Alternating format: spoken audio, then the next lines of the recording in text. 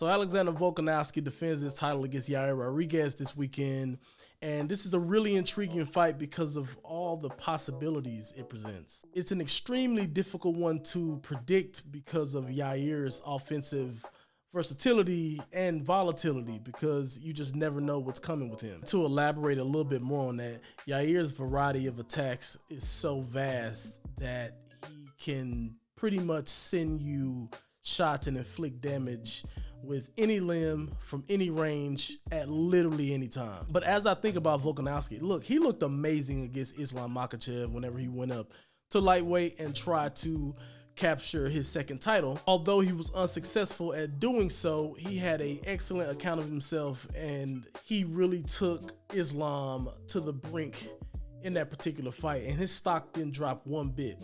But here's the thing that stuck out to me in that particular fight that he has to clean up if he wants to be successful against Yair this weekend. If you go back and look at that fight, he got touched up on the feet a lot more than we're accustomed to seeing. And when I say that, I don't mean a numerical volume standpoint in terms of numerical numbers, but what I mean by that is Islam, whenever he actually stepped on the gas and wanted to land significant strikes on him, he was successful at doing so.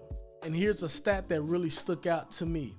Islam Makhachev landed 60% of his significant strikes against Alexander Volkanovski. And now maybe a lot of that had to do with Volkanovski being a bit weary of the grappling exchanges with Islam, which consequently opened him up for more strikes on the feet.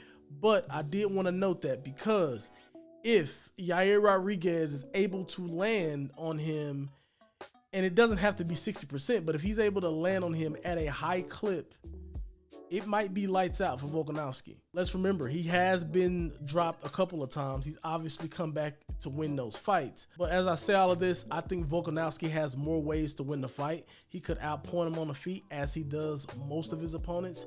He could also introduce some of the grappling, which we've seen Yair struggle with. Think about the Frankie Edgar fight back in the Gap.